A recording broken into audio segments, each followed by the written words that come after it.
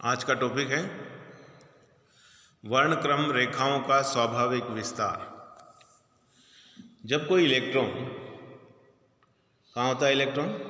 नाभिक के चारों ओर विभिन्न कक्षाओं में वो गति करता रहता है, सर्कुलर मोशन उसका होता है। और जब उसको बाहर से कुछ ऊर्जा मिलती है तो वो अपनी जो ऊर्जा स्तर है उसके ऊपर, जिसको हम बोलते हैं उत्तेजित ऊर्जा अवस्था, ठीक है, बाहर से जब उसको एनर्जी मिलती है तो इलेक्ट्रॉन कहाँ पहुंच जाता है? निम्न ऊर्जा स्तर से उच्च ऊर्जा स्तर में संक्रमण करता है, ट्रांजिशन करता है, गमन करता है। तो उत्तेजित अवस्था में वो जितनी देर ठहरता है ना, वो जो पीरियड है जिसको हम ट्रांजिशन पीरियड कहेंगे, वो 10⁻⁸ सेकेंड होता है। कितने देर रुकता है वहाँ पे? 10⁻⁸ सेकेंड। वो उसका जीवन काल कहलाता है। क्या कहलाता है? संक्रमण काल कहलाता है, ठीक है। उतनी देर वो ठहर कर पुनः वापस कहाँ आ जाता है? निम्न ऊर्जा स्तर में आ जाता है। जितने समय तक इलेक्ट्रॉन उत्तेजित ऊर्जा स्तर में ठहरता है वह औसत समय ऊर्जा स्तर का जीवन काल कहलाता है। क्या कहलाता है वो? उसका लाइफ टाइम होता है, उसका संक्रमण काल होता है। उसको हम टो से व्यक्त करते हैं। To equal to 10⁻⁸। ये आपने नोट्स में देखा होगा। इसको हम संक्रमण काल कहते हैं, 10⁻⁸ सेकेंड।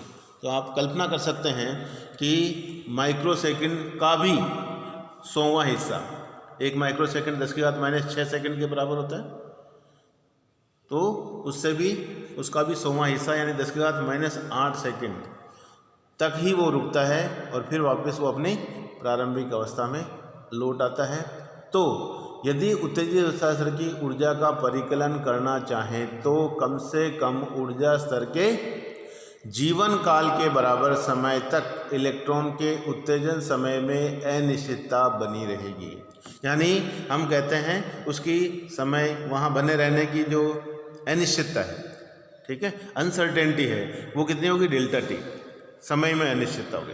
जिस तरह से कण स्थिति और संवेग का जो अनिश्चितता सिद्धांत था उसमें उनकी अनिश्चितताओं का गुणनफल h×2 से कम नहीं हो सकता, उसी तरह से अनिश्चितता सिद्धांत में आपने दूसरा जो उसका रूप है वो पढ़ा था, ऊर्जा और समय में अनिश्चितता। यदि कोई कण, यहाँ पे कण कौन सा ले रहे हैं अपन? इलेक्ट्रॉन, ठीक है, वो अलग अलग ऊर्जा अवस्थाओं में क्या रहेगा? गमन करता है। जैसे जैसे उसको ऊर्जा मिलती है वो उच्च ऊर्जा स्तर में जाता है और वो जितनी देर वहाँ समय रहने की जो अनिश्चितता है वो हम इस ट्रांजिशन पीरियड के बराबर, संक्रमण काल के बराबर मानते हैं। और वहाँ पे हमने पढ़ा था, हाइजेनबर्ग ने ये बताया था कि ऊर्जा में अनिश्चितता, वहाँ पे उस ऊर्जा में पाए जाने की जो अनिश्चितता है वो ΔE हो और समय में अनिश्चितता ΔT हो, तो ΔE और ΔT का गुणनफल भी क्या होगा?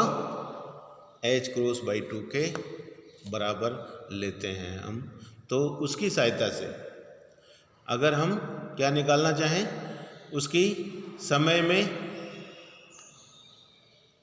और ऊर्जा में अनिश्चितताओं का मान क्या होगा, तो उसको निकालने के लिए ΔE आपने पढ़ा होगा और समय का जो गुणनफल है अनिश्चितताओं का वो लगभग हम किसके बराबर लेते हैं? h×2 के बराबर, क्योंकि इससे कम नहीं हो सकता। तो यहाँ पे हम देख रहे हैं ΔE, ΔT उधर नीचे चला जाएगा, तो h×2 ΔT के बराबर आप ले सकते हो।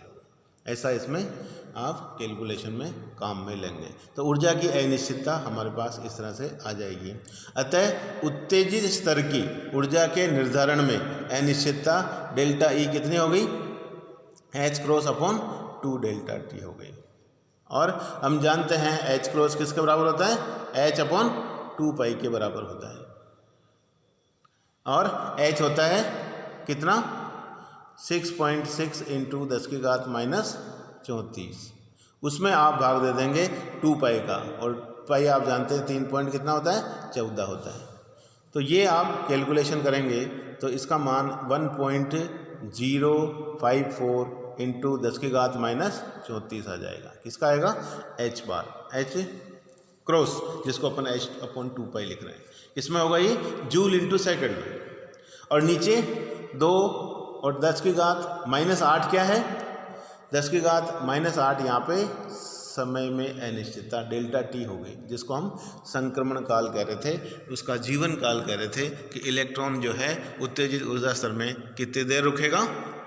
10 की घात माइनस 8 सेकंड रुकेगा। तो ये हमारे पास इस तरह से डेल्टा ई का मान आ जाता है कितना? 5.27 इंटू 10 की घात माइनस 27 जूल में आ गया है। जबकि हमें इलेक्ट्रॉन की जो ऊर्जा है किस में लेते हैं? जनरली इलेक्ट्रॉन वोल्ट में लेते हैं। तो हम क्या करेंगे? इसको 1.6 इंटू 10 की घात माइनस 19 से भाग देंगे, तो ये किस में कन्वर्ट हो जाएगा? इलेक्ट्रॉन वोल्ट में कन्वर्ट हो जाएगा। इस तरह से इलेक्ट्रॉन वोल्ट में आ जाएगा 3.3 इंटू 10 की घात माइनस 8 इलेक्ट्रॉन वोल्ट। तो उत्तेजित हमारा जो है स्तर की ऊर्जा डेल्टा ई इलेक्ट्रॉन वोल्ट में हमारे पास आ गई 3.3 इंटू 10 की घात माइनस 8 इलेक्ट्रॉन वोल्ट। और यह है स्वाभाविक विस्तार, नेचुरल विड्थ होती है किसकी?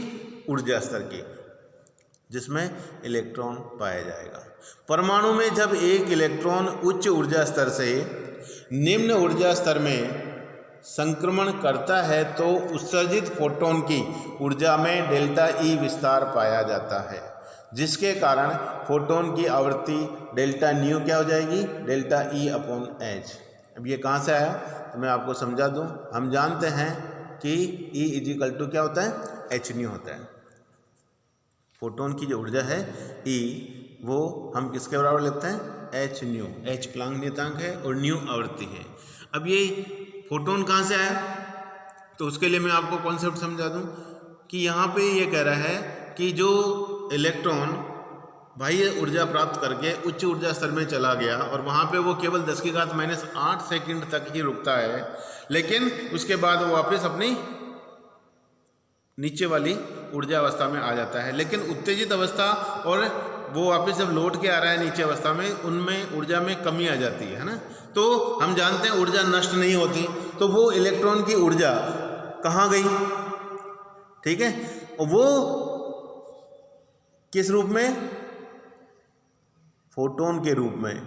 ठीक है, अलग अलग ऊर्जा अवस्थाओं में जो था ये ऊपर और ये दूसरा जब वो इसमें लौट के आता है नीचे, तो ये फोटोन के रूप में विकिरण उत्सर्जित करता है। ठीक है, जिसको हम क्या कहते हैं? उसकी जो आवृत्ति होगी फोटोन की वो न्यू होगी। तो E equal to H nu सूत्र यहाँ पे इस तरह से काम में लिया जाता है और उससे डेल्टा E हम जान सकते हैं। H कांस्टेंट है तो किस बराबर होगा? H डेल्टा न्यू के बराबर। इससे उसकी आवृत्ति में जो विस्तार है डेल्टा न्यू, आवृत्ति में जो परिवर्तन है वो आप निकाल सकते हैं। डेल्टा ई अपॉन एच हो जाएगा, क्योंकि ई एच न्यू के बराबर था। Delta E H delta nu हो जाएगा, तो delta nu delta E by H. और डेल्टा ई का मान आप निकाल चुके हो पहले, कितना था? एच अपॉन 2 डेल्टा, ये था। एच क्रॉस ऊपर है, एच क्रॉस हम जानते हैं एच अपॉन 2 पाई के बराबर है, तो ये 2 पाई नीचे जाएगा, तो ये क्या हो जाएगा? H upon 4 pi into delta T हो जाएगा, जैसा कि इसमें बता रखा है। डेल्टा न्यू यहाँ पे कितना बता रखा है? 1/4 पाई डेल्टा टी। तो कहाँ से है ये आपको पता लग गया कैलकुलेशन से।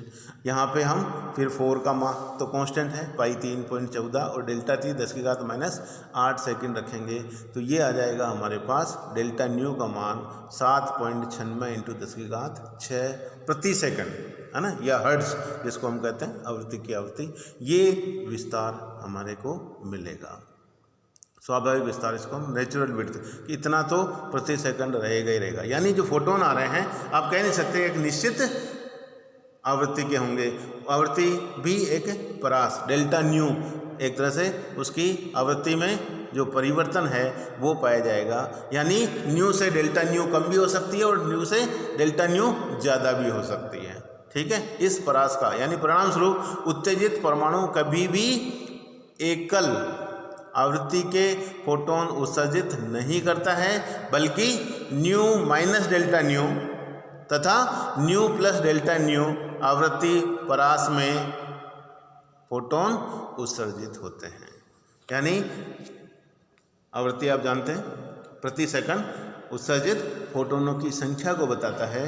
तो हम ये नहीं कह सकते कि इतनी ऊर्जा है तो एक सेकंड में इतने फोटोन निकलेंगे, ठीक है। डेल्टा न्यू आवृत्ति परास हो गया तो इतने फोटोन, उसको उल्टा करेंगे एक सेकंड में कितने फोटोन, वो एक परास हो जाएगी। इस रेंज से इस यहाँ से यहाँ तक के मध्य में फोटोनों की संख्या निकलने की संभावना रहेगी। तो स्वाभाविक विस्तार हम इसको नाम देते हैं डेल्टा न्यू का, और वो हम एक तरह से क्या कह सकते हैं, अनिश्चितता सिद्धांत की सहायता से आपने निकाला, इसलिए इसको वर्णक्रमीय रेखाओं का स्वाभाविक विस्तार टाइटल दिया। और ये अनिश्चितता सिद्धांत जो कि कौन सा, ऊर्जा और समय का जो अनिश्चितता सिद्धांत था हाइजेनबर्ग ने दिया, उसकी ये एप्लीकेशन है।